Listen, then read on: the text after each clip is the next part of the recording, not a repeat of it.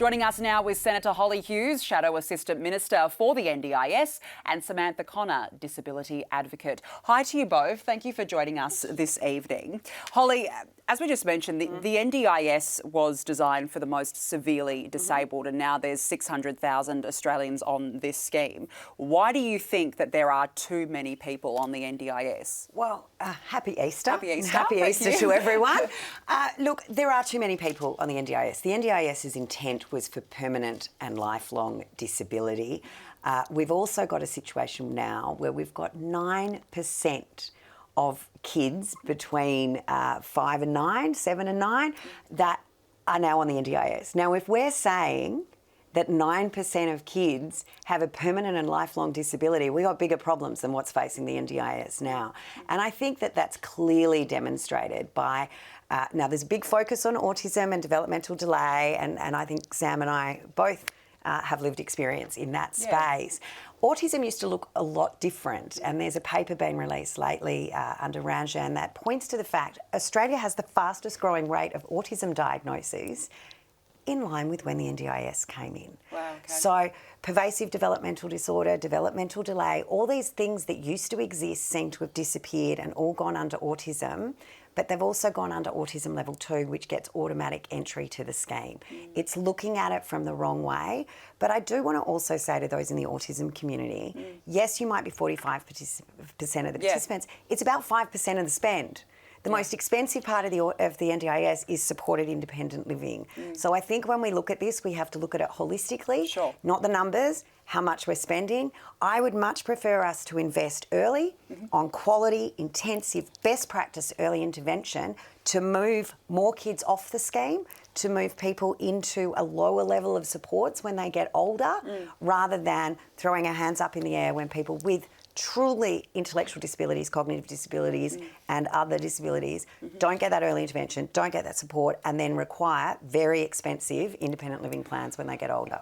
Samantha, after just hearing that then, so 600,000 participants right now, how is it sustainable at its current level? It's a funny question when we're talking about sustainability, because it really depends on the political climate, how much money the government of the day has, and it also depends on community attitudes. We never ever ask, how many people should be in Medicare, because Medicare is for all Australians. And so it's a little bit of a weird debate, because if we're saying that, the NDIS is for all Australians, Medicare is for all Australians, then, do we just say that it's only for people who have very severe forms of cancer, or, that other people shouldn't gain access to the health system? Okay, then there's been a lot of concern about, say, the eligibility criteria, and I think you just mentioned the autism and developmental delay accounting for 45% of participants. That's a lot of people on the scheme for autism. Do you think that there needs to be some sort of review as to who is technically eligible and who is not? How does it work? It's currently under debate. We had a big discussion about independent assessments a few years ago, and that was canned by government at the time, which is a good thing.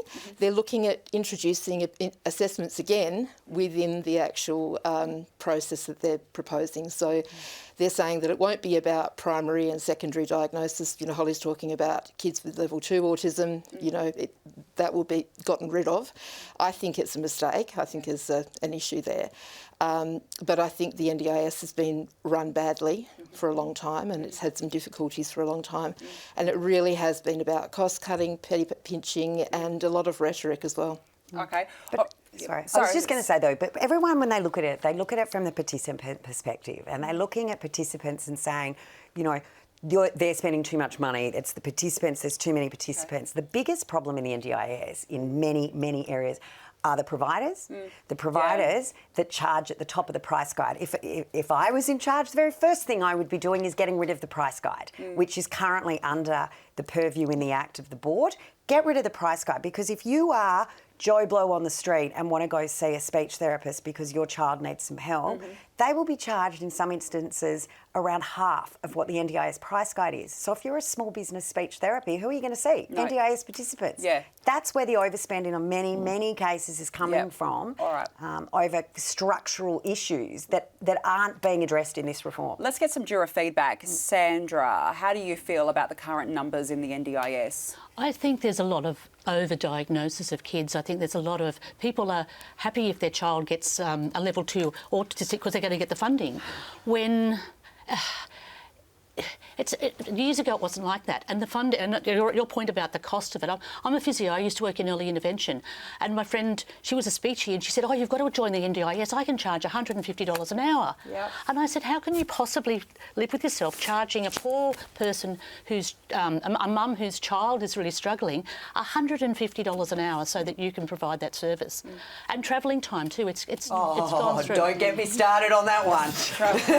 The double dipping on travel time. Yeah. Oh, as an old country mum and participant now in the city, what they used to charge in travel are rot. Absolute rot. Samantha, what do you think about There's that? an assumption there that people are getting the support that they need, though. And so for early intervention, I have a good friend from Southwest Autism Network in Bunbury in Western Australia.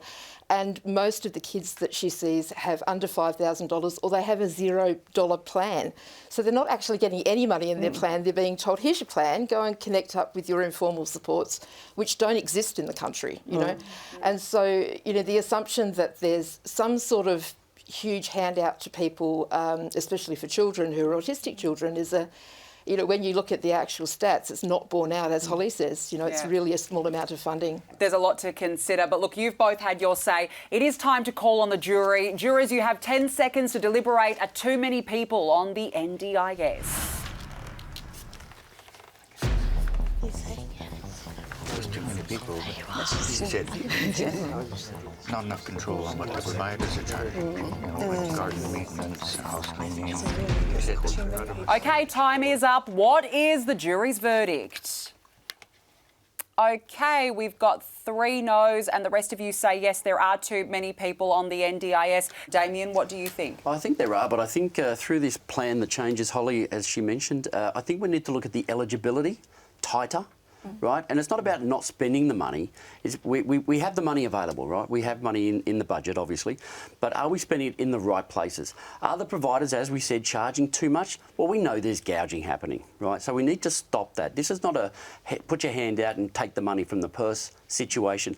So I think if we look at the eligibility, you know, it's not about not providing care for our people. We've got Medicare. So maybe throw a few more dollars back into the Medicare world and help out the broader population as well. So I think there's a number of aspects that we as a government, or the government, need to look at, is how do we improve it for all Australians? Yeah, there's a few different aspects, absolutely. Pamela, you said that there are too many people. Why? Well, I felt it should be for those with profound disabilities. That's how it was set up. So I agree. I think, you know, we should be sending out perhaps some of the other people who don't meet that criteria into different areas. And I think the oversight and administration's terrible at the moment. Look, it's a real tough one, isn't it? It's difficult to argue either way. But it's been great to chat to you both, Holly Hughes and Samantha Connor. Thank you so much for joining us this evening.